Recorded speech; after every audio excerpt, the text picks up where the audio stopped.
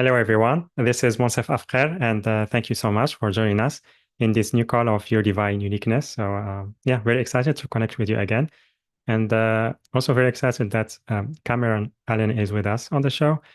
Um, like the first time I learned about him from one of you, a member from our audience, and I watched some of maybe his interviews and learned about his teaching. And really, I was very excited about the uniqueness about his approach and how he can merge or maybe both the holistic like the health and also astrology and and how and how he can bring like a holistic approach to that. And this is among the other things that he is offering. And yeah, so really happy that he is here with us today. He will be sharing about medical astrology, a holistic approach, and so we'll be exploring that, exploring the influence of astrology on our health, and also like how can we create harmony and also abundant health in our life.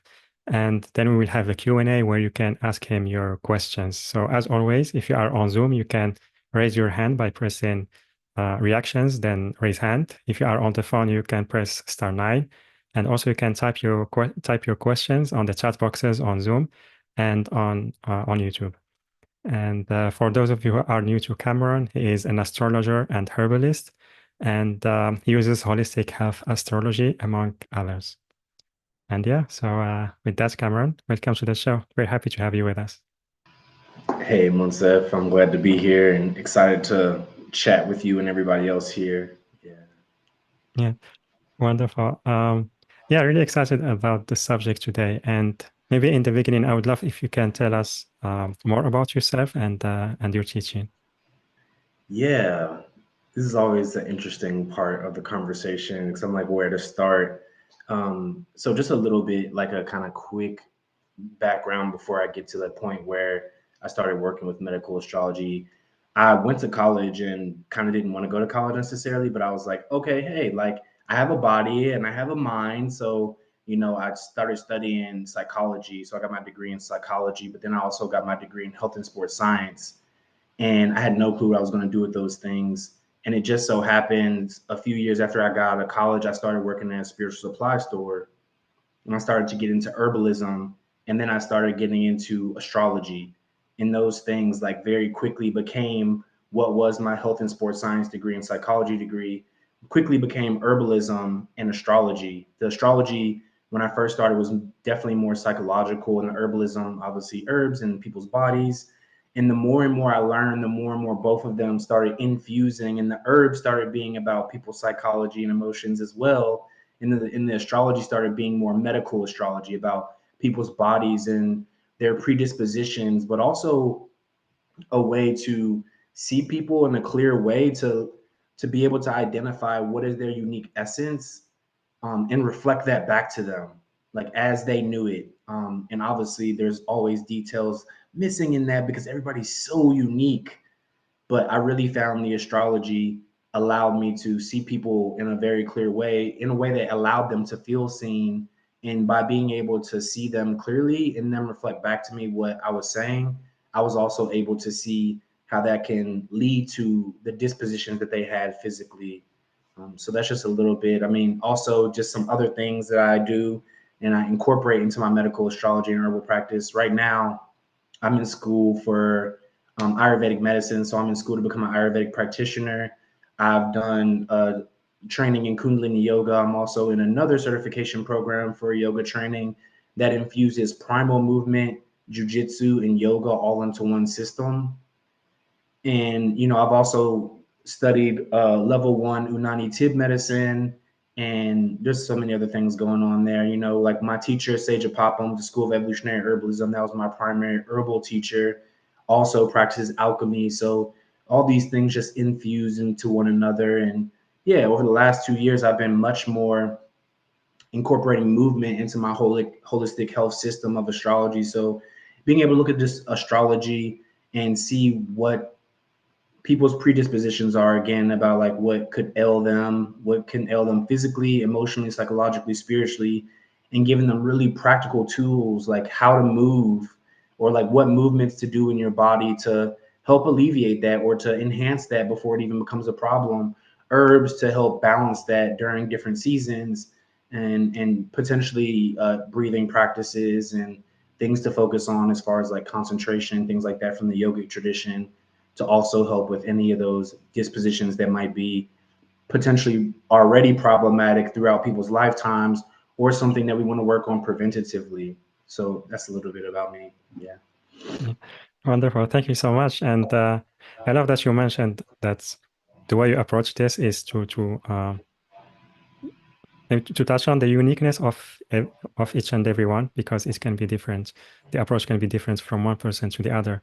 And yeah, we just were recently, I think, the last call we were talking about the importance now to connect to our body and to understand their messages in a unique way, in our unique way, because how to say, we receive a lot of advice, and there are maybe some guidance like we need to consume things or we need to approach that's illness or something in a certain way. We try like maybe this is something we have as humans. We want to create rules that work for Mm-hmm. everyone, but Mm-hmm. it doesn't. And I love that you approach the uniqueness of everyone, because astrology is about the uniqueness, and also bring in the herbalism and holistic health. Um, yeah, and so yeah, how do you approach like when do you bring the herbalism or the medical aspects to psychology? Do you start like with a chart and then reading, or how do you approach this? Yeah, thanks for this question. It's a beautiful question. And I'm in this like very interesting space because a lot of people I know, they either work in an apothecary with people, so they start there, or they're like practicing astrologers. And so they're doing things online and working from that place. And I have the benefit of being both and, right? So in Memphis, Tennessee, here I work at an apothecary, that same spiritual supply store I started at. I work there 2 days a week, and so a lot of people in Memphis actually know me more as herbalist, energy work, understanding yogic philosophy and things like that. And then online, I'm more known as medical astrology proper. So when I meet people in person here in Memphis, Tennessee, most of the time it's something like we could call it a swift a swift holistic evaluation, right? The tongue, what the person is coming to me for, and taking a more herbal approach or movement approach. And then if they want to go deeper with things, then we go to the astrology to get deeper into their uniqueness and what's going on, how the disease manifested, and things like this. And then online, my medical astrology practice, people are coming to me most of the time, and hopefully this will change one day and it'll become more preventative, which would be great. I like to approach things from a healthcare perspective rather than a sick care perspective. But right now, to be quite honest, most people come to me when they're like on their last leg, or when they've went to so many other people and they haven't gotten answers. And so most of the time online is coming from the perspective of what is the medical astrology, or what's going on in the astrology at large as well, because I also practice other forms of astrology, and then looking at that and then trying to get to the bottom of it from that perspective. So I do both, and depending on what route or avenue people reach me from. Yeah. Yeah, absolutely. And yeah, many times we seek maybe support or help until like the pain um is really loud, and Yeah. it feels like we don't have a choice. But when we change our perspective, like from that to, like you said, more preventive and giving more importance to our body. And this is something we talked about when we connected the last time, that especially on spiritual community, we meditate, we try to connect more to the spiritual realm, but we forget about the body. And it is the vessel that's really takes us through this human journey. And it's very essential part.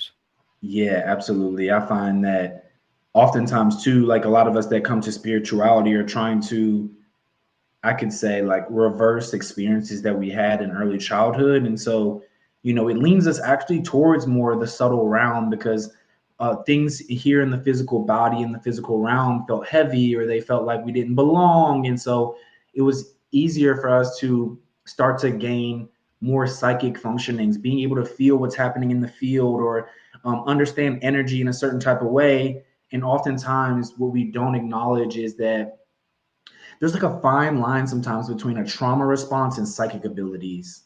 Mhm. I think sometimes we don't always address the origin point of how I wanted to get away from something. And so it allowed me to start to feel these more subtle things. And then I start to detach from how I feel in my body. What's a yes or no for me when I'm eating food? And we would just get into these different responses. And yeah, like one of my teachers, I'm so grateful, she taught me like very early on in my practice. Her name is Norma De Jesus. She said, Cameron, if you don't understand things on a spiritual level, a psychological level, an emotional level, and a physical level, then we still have work to do in any area or subject. And so that was amazing for me. Like, I have a Gemini moon, and so I'm like endlessly curious. And so I'm always like, how does this spiritual thing look like the exact, very dense, maybe even heavy physical thing? How does that look emotionally? How does that look psychologically? And if I allow myself to understand each layer, then I can also understand, when is it appropriate to go towards meditation? When is it appropriate to go towards mantra? When is it more appropriate to eat better? When is it appropriate to just wear more clothes, right? It's like some people are like, I'm cold and now I'm going to do this spiritual practice or open up my solar plexus chakra. And it's like, well, actually, like, maybe we just need to drink some more ginger, you know? So, yeah. Yeah, it can be as simple as that. And yeah, you were talking about the intensity, and because sometimes also like we don't feel grounded in our body because of the traumas that we've been having, Yeah. and like the response is that we try to how to say, not to run away, but to avoid that feeling Yeah. by being out of the body, and Mm-hmm. Mm-hmm. what you said, like by understanding what we need in each situation can really help us to be more grounded. Um, yeah, beautiful. Yeah, yeah, and I always think of it too as, and it always doesn't necessarily work this way, but it's something that Yeah, I like to keep in mind, is like, the spiritual information is going to end up existing as information somewhere in my body, right? Whether it's too much information, so something's stuck, or it's like the right amount of information that allows my full expression of my unique energetic blueprint that is the spiritual energy or spiritual force that I am. And so yeah, I just really, I'm probably going to say that a few more times here today, because it's so important. And it's just something that I find that in the spiritual community, we need to, yeah, be reminded of pretty often. Yeah. yeah, and so my question now is about astrology and how it affects the body. Like, for example, are there like some planets who affects more the health more than others, and also maybe houses, if we have planets in those houses, is Yeah. our health more affected with that? Yeah, absolutely. So in medical astrology, and again, just want everybody to be mindful that everything that I'm going to say right now is a generalization. So I'm saying universalized things that, again, like, we're here considering and talking about people's unique blueprint or their unique essence. And so knowing that these things show up in many iterations, but there are general themes or rules, or we could even call them guidelines to think about. And so when we think of medical astrology, we think of, maybe, let's say, the planets that bring moderation, and then there's planets that bring extremes. And so a lot of times the way this shows up in the physical world as problem versus like harmony, right?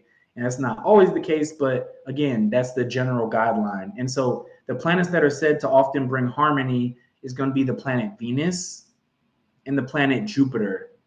And the planets that are said to bring extremes, which oftentimes show up as subjective difficulty, would be the planet Mars, which brings extreme heat and dryness, and then Saturn, which brings extreme coldness and dryness. And so just also inviting everyone to know, like, thinking about it from the lens of environments. When we think of an extremely hot and dry environment, we can think about the desert. And we know in the desert, it's like there's not like all this plant life growing in abundance around, you know? And so just considering like, okay, that extreme is creating a situation where not that many things are blossoming forth and growing, but some things thrive there, right? And then extreme cold and dry, we could think of somewhere like the Arctic, right? It's like the Arctic Circle is like very cold and oftentimes very dry. Of course, there's a lot of water there, but the air tends to be dry because of so much wind, right? And so those two places, you don't see an abundance of growth as well. And so those are the two planets that tend to cause problems. And then Venus and Jupiter tend to bring moderation or harmony because they tend to lean towards moisture, and they tend to lean, and especially Jupiter tends to lean towards heat.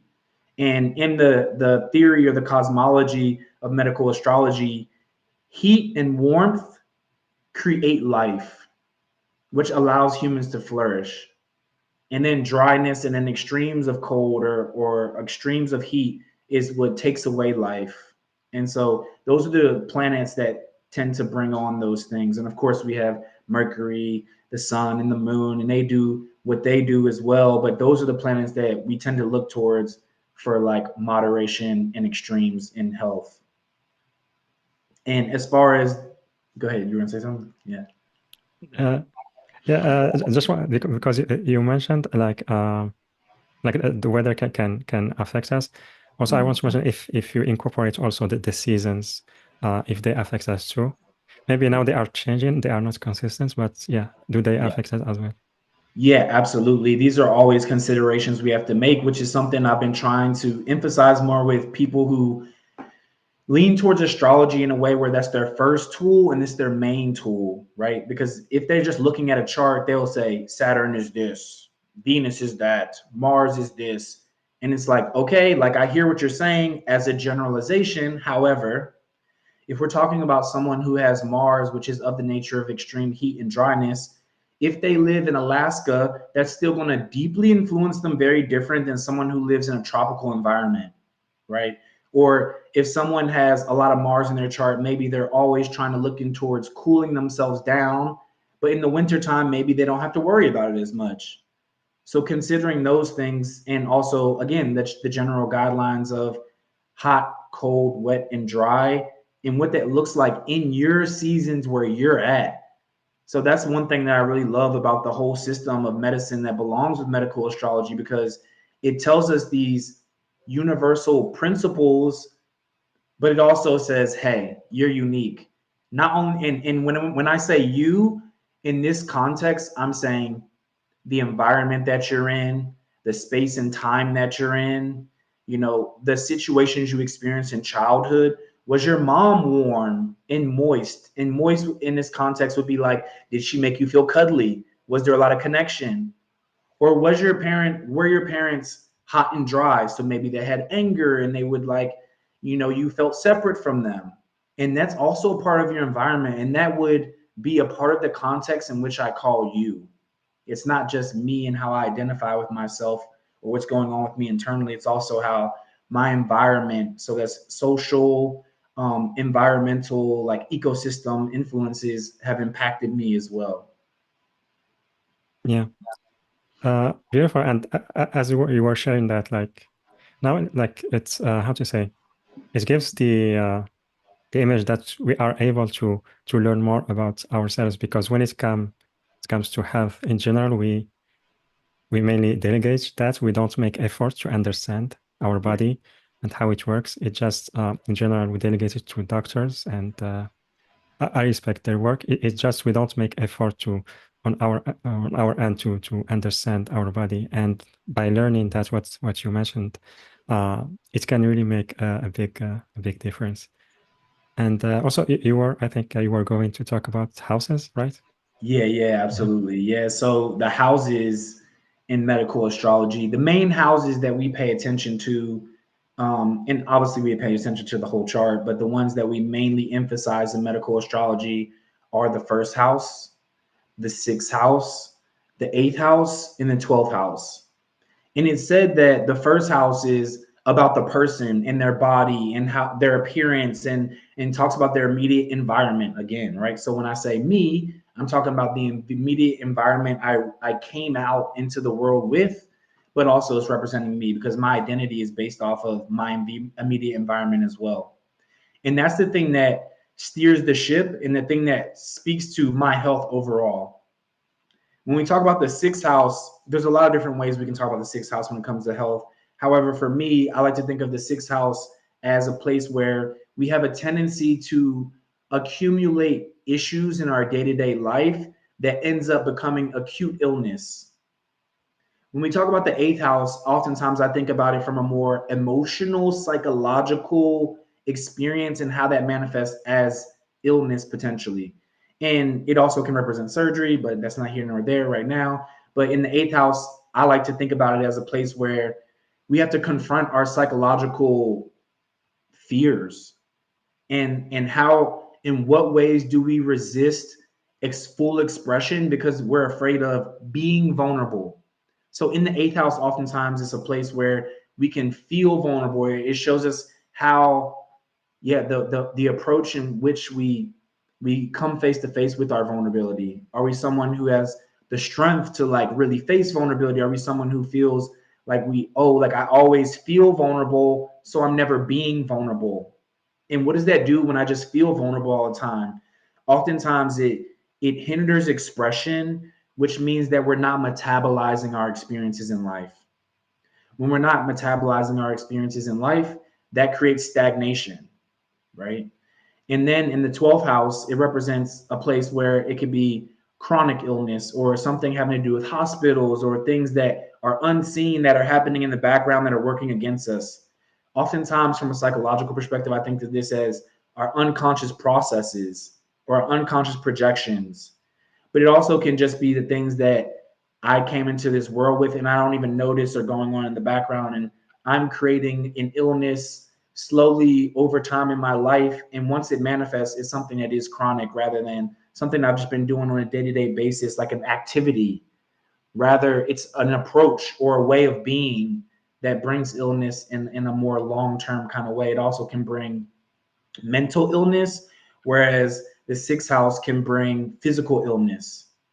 And of course, when there's combinations of planets, if there's a planet that is the steward or taking care of the sixth house, if it's in the 12th house, then maybe those two things that I said seem like they're different.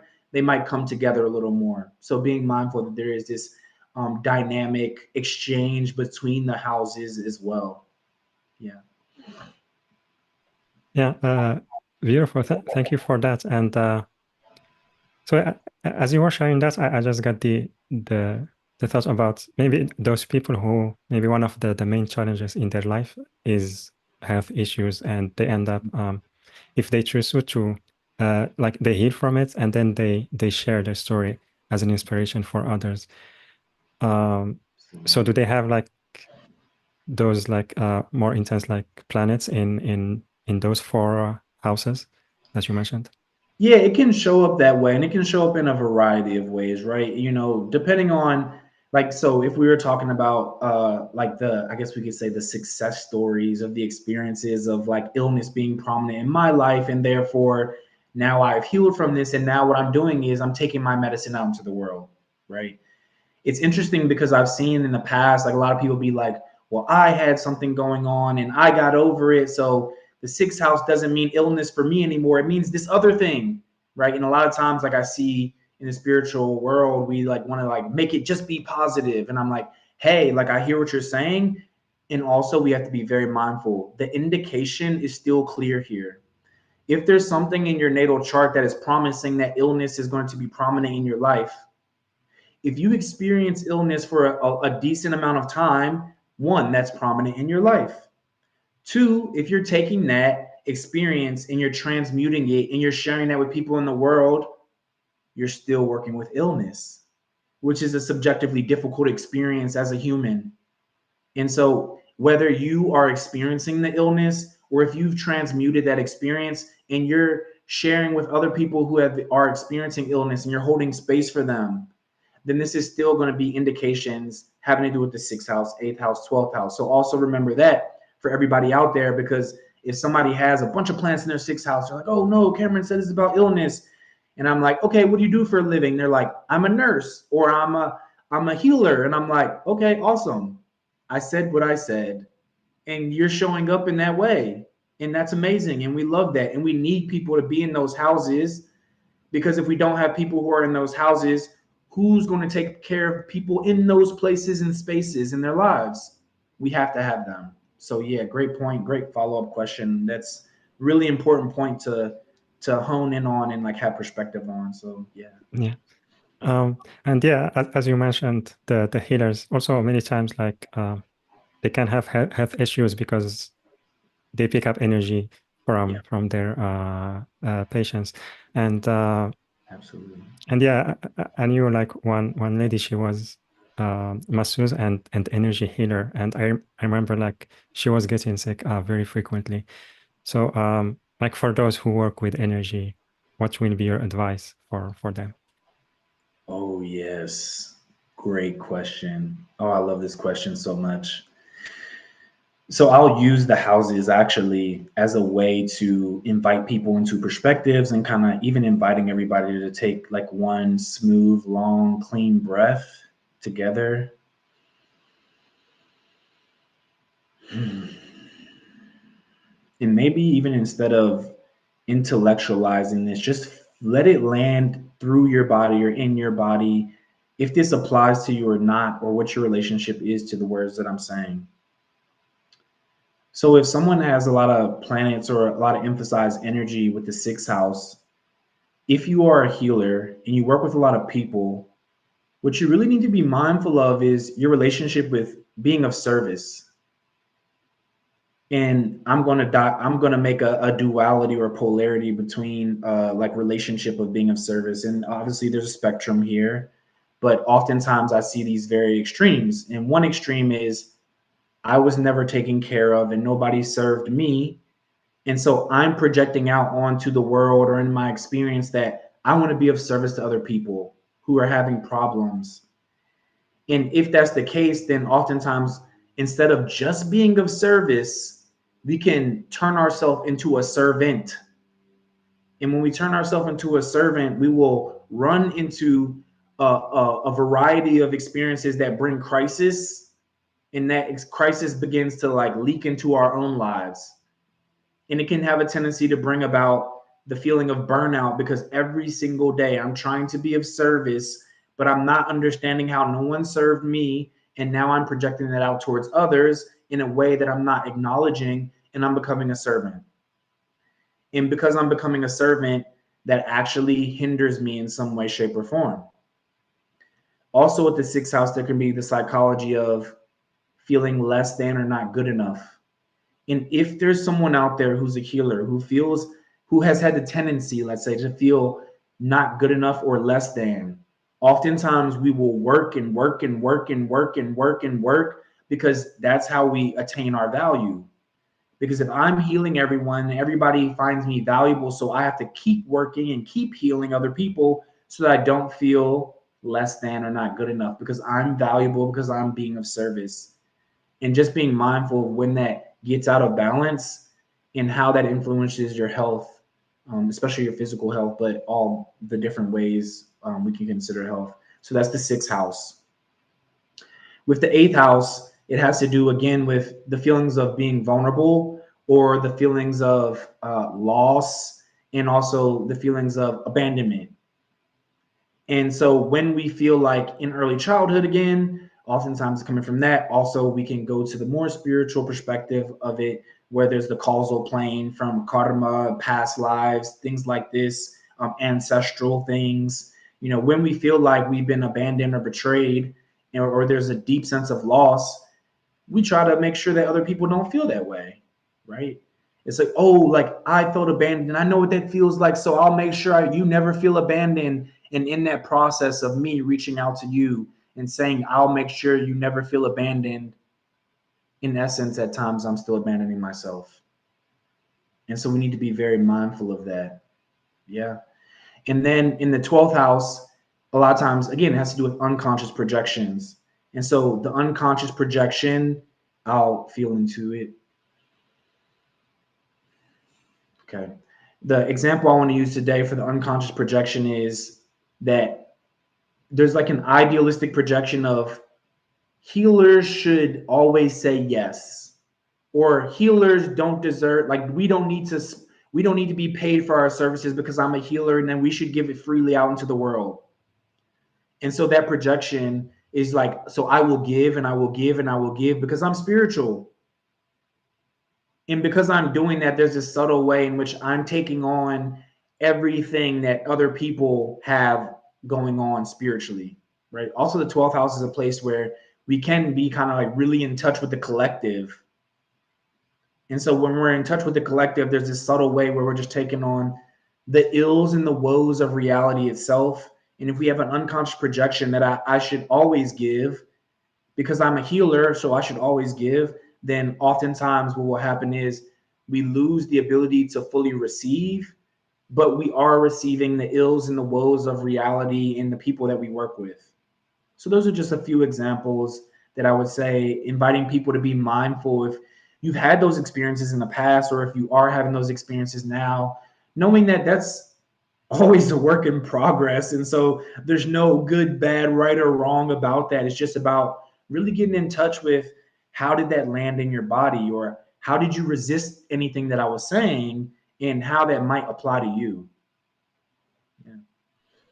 Yeah, yeah, absolutely. And yeah, like when like from my connection with other healers, like especially in the beginning, they said like it was maybe difficult to have those boundaries Mm. with the clients, but yeah, with time they started to learn how to create them, and it became like much more easier to serve, Yeah. and they serve like from really a loving space Mhm. when we Mhm. create those boundaries. So yeah, Yeah. thank you very much. And yeah, from all that you shared, really, I feel that you bring balance to the way we approach astrology and also health, because especially like yeah, I think both of them, like in general, like we may I've been noticing that we may approach them in more like too extreme, either overexcited or there's a lot of Mhm. fear, Mhm. depending on the planets. But when we have that understanding and also understanding our body,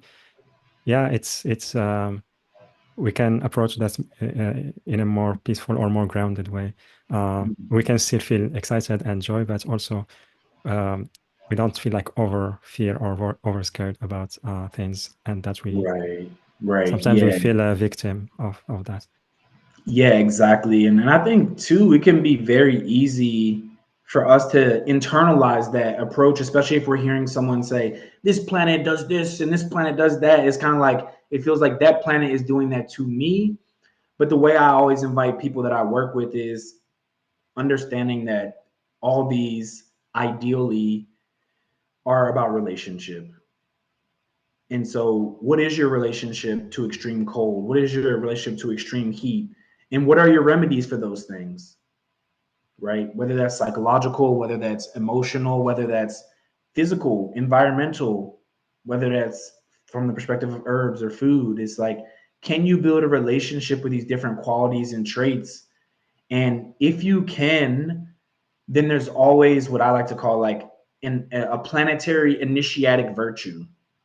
There's like a way in which these planets initiate us into the higher understanding of the planet and what it might be inviting us into. Because at the end of the day, if I don't have a relationship with something or someone, it's very easy for me to project fear. But really, at the end of the day, most of the time, what it is a lack of understanding. And that which we don't understand oftentimes brings us fear. And so, the invitation for anyone who has potentially in the past or currently has some type of hesitancy with astrology, then just like inviting you to ask yourself, have you actually built a relationship with these planets?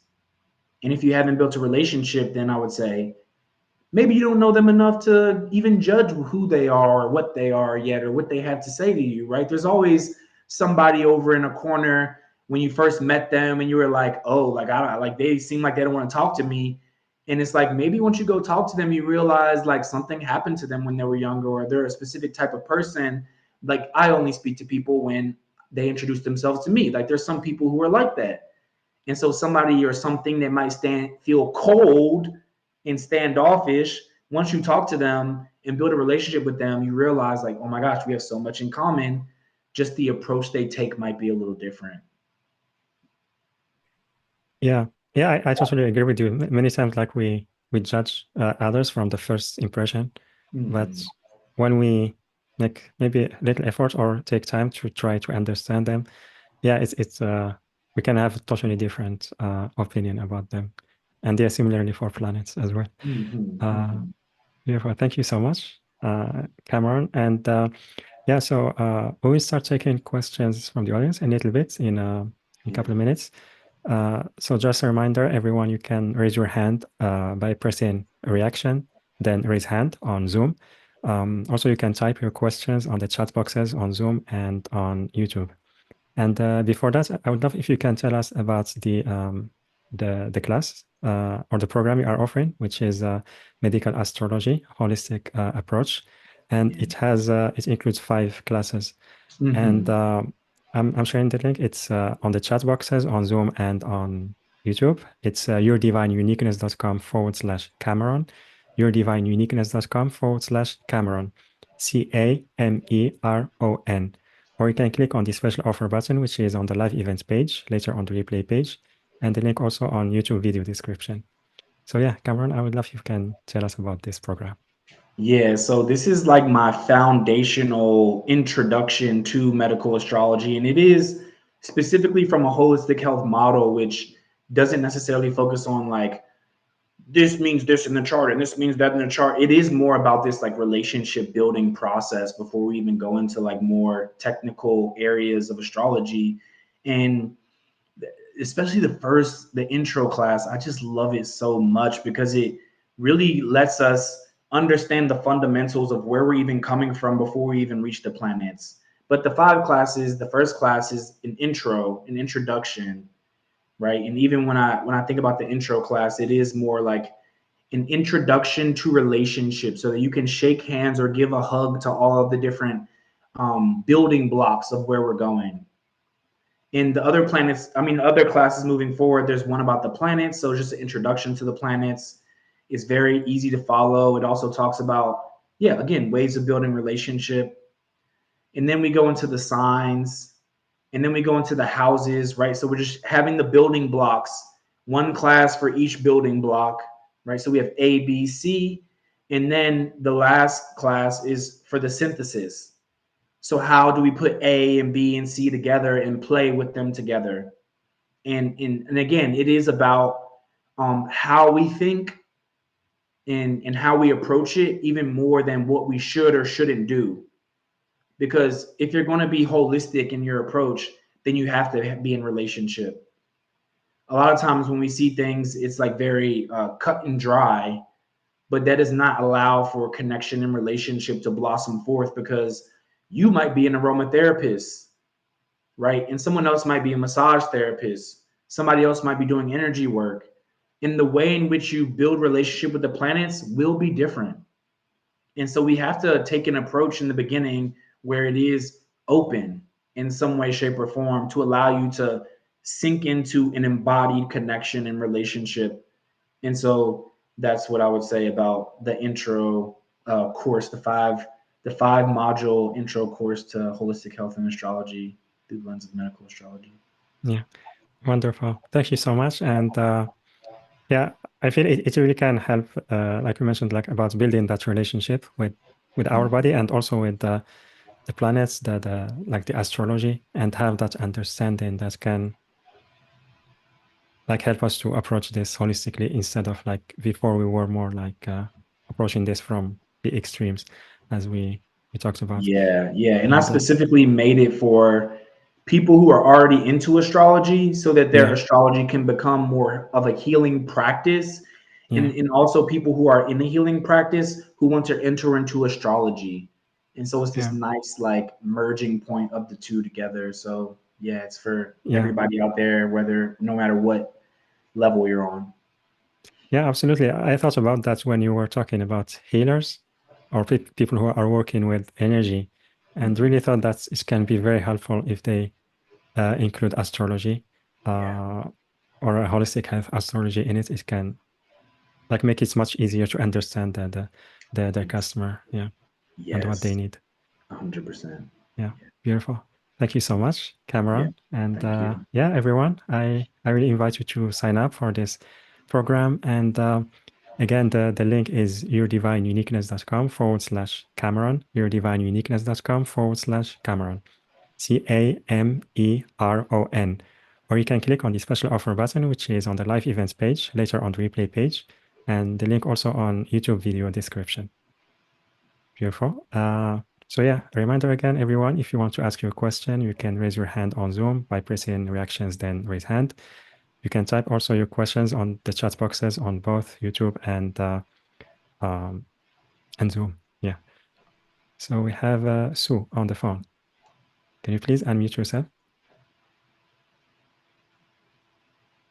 Hi, Monisette. Hi, Hi, Cameron. Sue. Hey. How are you? Good. I have a question. Mm-hmm. I had an astrology reading done, and I was told one of my, I'm an Aries, but one of my things, I don't know if it was the house or one of the planets is in Pluto. What do they really mean if I'm in with Pluto right now? What kind of planet does it actually do?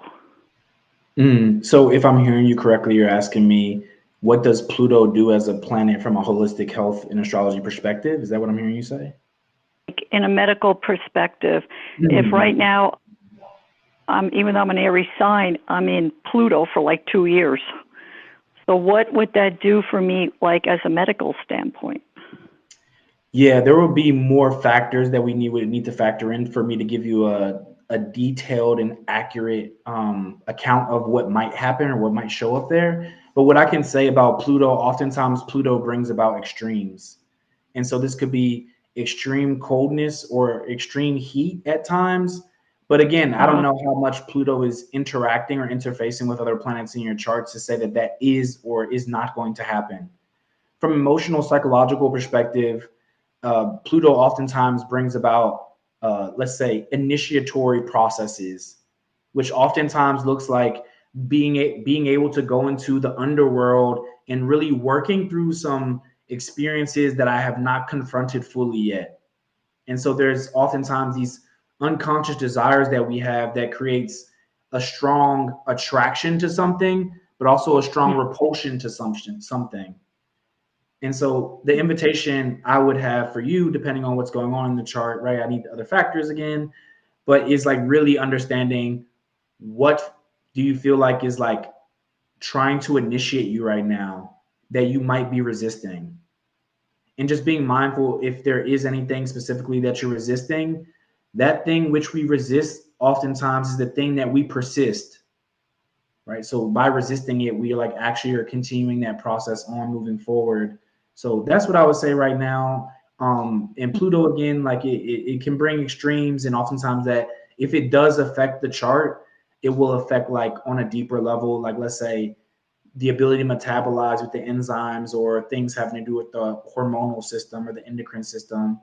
But again, like I don't know if that's going to happen with your chart in your context because I would need to know more information. But that's what I would say, though. Great question. Oh, okay. But you're right. Right now, I've been having digestive issues.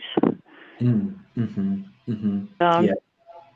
I've been doing healing on a lot of deep issues of layers and layers. And you're right. It's more the extreme now.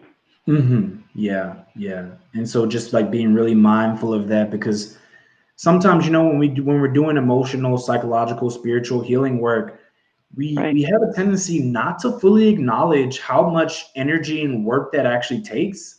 I like to tell people, I'm like, hey, I don't know what else you're doing in your life, but just know right now, just working through those processes is at minimum a part-time job.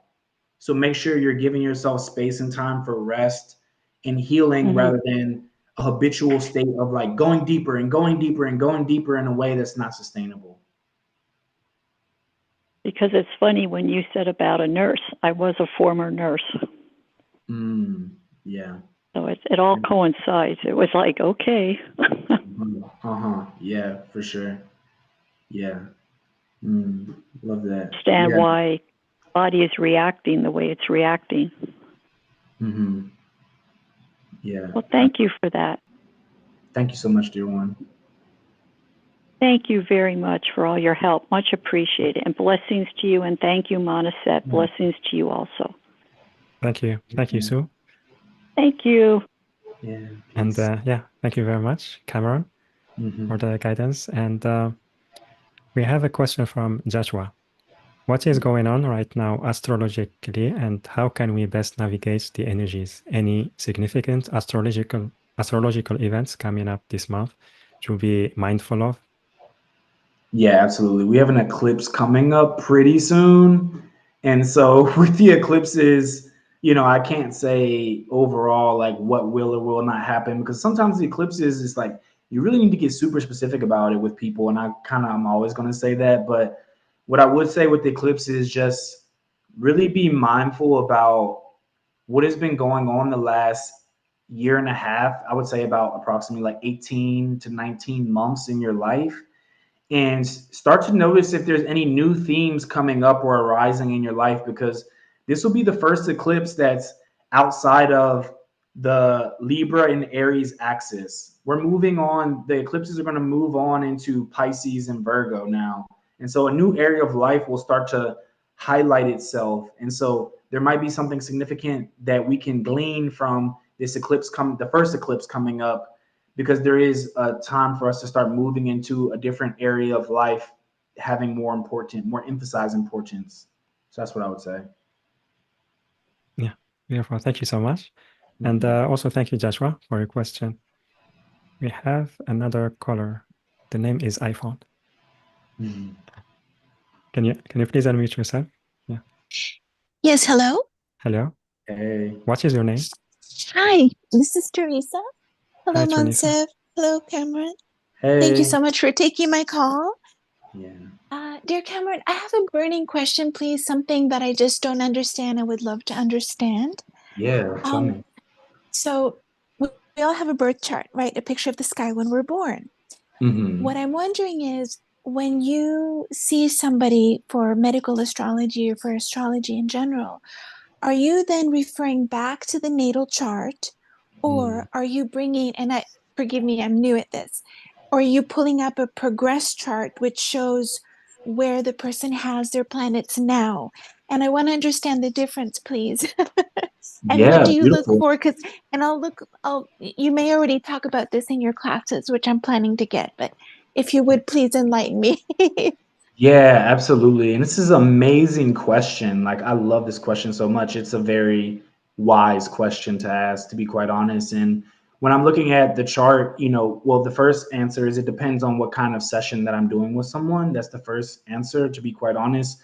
Yes. However, the natal chart, let's say the birth chart, when we say the birth chart, oftentimes in ancient times, we used to call this the radix. And what the radix means is the root. And so no matter what happens, if I see that there's something going on with a plant, let's use a plant as an example.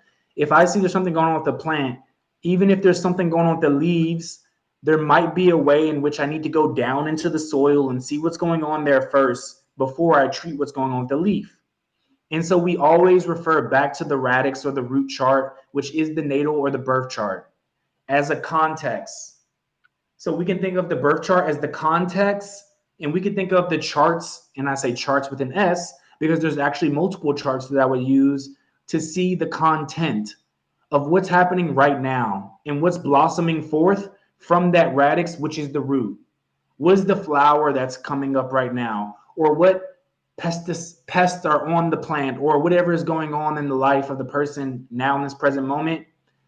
I would look at multiple charts or indicators of how that natal or root chart is blossoming forth in the present moment. So that's a great question.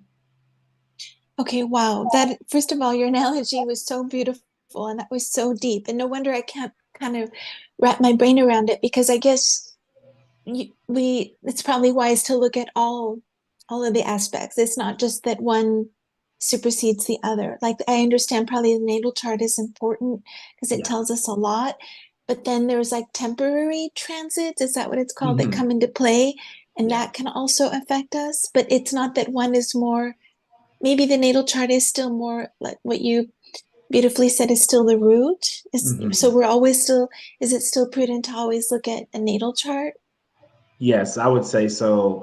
There is like one branch of astrology, of medical astrology, where we don't have to look at the natal chart, but it still would be wise to look at the natal chart if it's possible. But there's a way in which, and we don't, and it's a little more difficult in this space and time to get these kind of charts. But it's like, people get sick, right? And just like, even if we're talking about just a regular illness, like a cold or something, the moment that someone lays down when they get sick, the moment that someone chooses to go to the hospital, this could be a prominent moment in time. And so if as an astrologer, I received the time that the person went to the hospital or laid down to rest in the bed, then I could also be able to see as like a form of, we can call it like a divination. Like if somebody went to someone to pull tarot cards to see how the illness would go, instead of doing tarot cards, we would look at the moment that you actually fell fully ill, and that would speak to what the illness is bringing forth. And if we know what the illness is bringing forth, then we also know what remedies we could give the person. But that would be like more like what's happening right now, rather than what I was saying about the root or the radix or the birth chart being the main thing that we're looking at. And then there's another thing that we could say is, we could call it a period transit. And the period transit could be, it depends what's going on, but let's say it could be a 3-year period. So there's another layer or lens that's like getting us a little closer to the moment. And then there's oftentimes, the way I work personally, there's these two other charts that allow me to get really, really particular and precise about kind of what's going on this year or this month, depending on what the person's bringing forth. You use the different, the microscopes, they had these like little lens adjusters, and you could put all 3 lenses on to see really close down in there, or you can move back away and just kind of see what's going on in general. And so that's how it works. Wow. Thank you. And would you have any last words, please, on what you would recommend for us that are just really learning about astrology, in terms of, I can see myself getting overwhelmed because there's Oh, just so much information, and how do you kind of marry the information? Like, I can understand if you look in a book and it says, oh, if you have this sign in this planet, it means that. Okay, got it. But then when you start looking at the whole pie, if you will, of the houses, Cameron, how do you, my goodness, how do you integrate? That's it's an amazing skill. First of all, I just have to tell you, I just am amazed by astrologers. But for us that are just beginning to understand, because I think for me, I'd like to understand myself a little more, and I'll start there. And then, but how would we begin to not overwhelm ourselves? Yeah, the first thing I would say, as I always say, is like, if you want to hurry up, take your time, right? And so, if you want to hurry up, take your time. And so also, it's like, think about it from the perspective of when you were in the 3rd grade and you were learning math, you weren't learning addition and subtraction at the same time as calculus. And if you were trying to learn addition and subtraction at the same time you were learning calculus, your mind would explode, Or if you were trying to learn physics while you're also just learning about gravity, like your mind might explode. So you just have to be mindful, even though we have these layers of astrology available all at the same time, that's not how the transmission is ideally digested and processed, right? You eat your meal at lunch today, right now. You eat your meal for Thanksgiving when Thanksgiving comes. But if you try to eat your Thanksgiving meal at the same time as your meal today later on, you're going to have problems metabolizing all that, and your digestive system will be overwhelmed. Same thing with the mind. And so we just want to be mindful of that. And so to root all of that, again, to what I said in the beginning, if you want to hurry up, take your time. And so oftentimes I take people where they're at and help them not be overwhelmed. Or if they have a lot of astrological knowledge, I help them synthesize it in a way that is true to them so that they can actually embody and organize properly for themselves, rather than just taking information from another person and trying to stick that into their head in a way that it doesn't actually fit the puzzle pieces of the unique individual self. The people I work with come from so many different backgrounds, so we're definitely going to need to have a conversation about the context of how you're coming to me and what angle you want to approach things from. Beautiful. Thank you so much. I greatly appreciate it. Thank you to you and to Manseb. Thank you, thank you, thank you. Thank you. Yeah, Thank you very much. Yeah. Beautiful. Thank you so much, Cameron. Yeah, the answers, they were very, very helpful. So grateful to you for that. And maybe I have a question, because also you are a herbalist, and like, I feel your own perspective, how do you see our connection to them? Like the connection, like both the physical with the body and spiritual, because the herbs, like I've seen, like they can be revered in some parts of the world. Sometimes it can be very strong part of the culture. Like, for example, a drink, it can't be replaced. So why they have this importance, and how do you see this connection with them? Yeah, for sure. And I think in every single religion and or tradition that I've ever kind of like touched upon or tasted or observed, you know, the plants were always made to be food and medicine, right? And so if humans, within the context of being a human, if we have things all around us that naturally grow in communion with us, it's like, how can we not give reverence to them, right? Even in like I'm in the United States, in Memphis, Tennessee here, and like we don't necessarily give reverence to the plants in the way that we have in the past. However, when people, like, I'll talk to people, I'm like, oh, do you work with herbs? And I kind of say it like as a joke, and they're like, no, I don't work with herbs. And I'm like, have you ever had spinach? Have you ever, you know, it's like, have you ever had collard greens? You know, they've all had them. We've all eaten plants. We've all used them as medicine, as nourishment.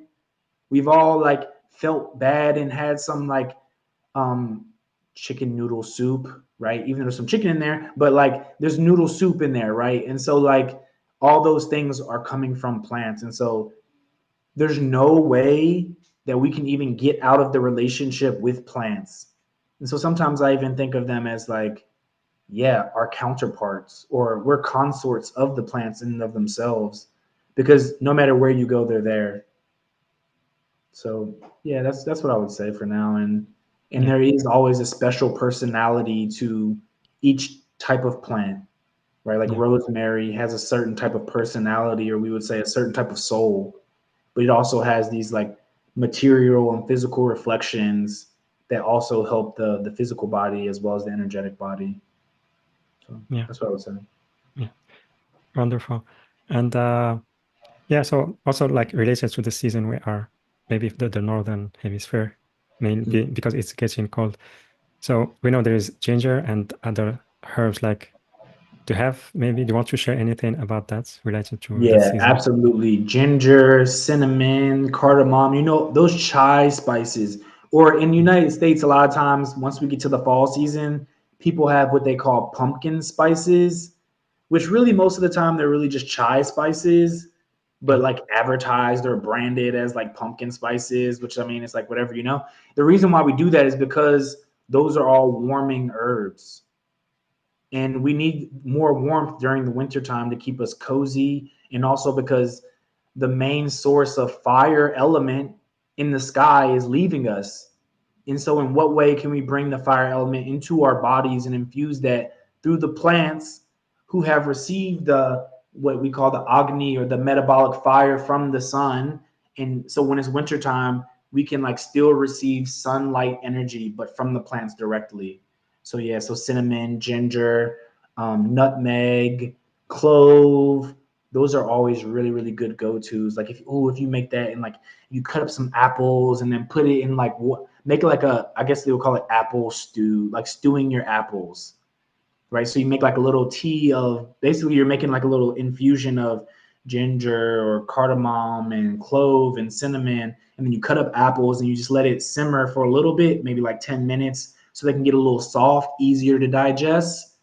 That's an amazing snack because it get this sweet taste in it, but also it's like easy to digest and very nourishing during the winter time. Yeah. Yeah. Yeah, absolutely. That's really helpful. And also from my experience and what I learned, because also about tea, also there are some teas that's more to drink into spring and summer, which are cooling, like green tea and like those lighter ones, and then there are the dark ones, more like warming. That can be Yeah. more drink during. Yeah, absolutely. Yeah. So yeah. black tea would be better for the fall and the winter seasons as Yeah. well, because Yeah. it's got that like stronger, dense kind of metabolic fire energy where, yeah, like you said, the green tea is more springtime and summer. Yeah. Yeah. Beautiful. Thank you. Thank you so much, Yeah. Cameron. Yeah. Thank you.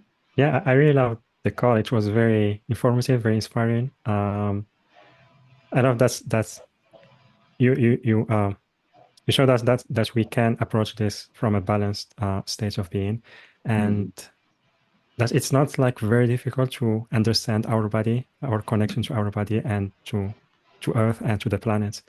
And once we understand those, like the relationship with them, it can be very easier, maybe very graceful, and it can help our life in general. So thank you so much.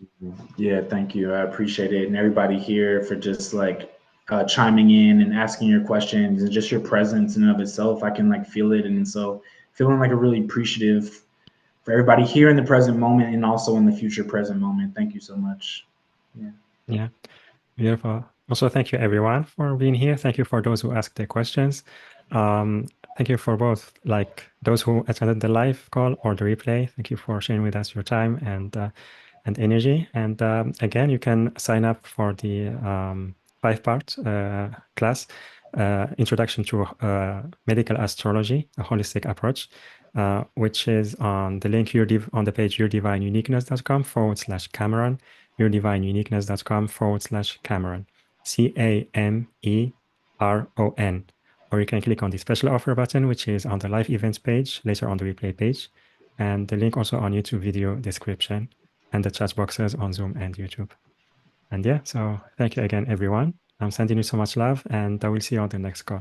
Bye-bye, everyone. Blessings. Peace.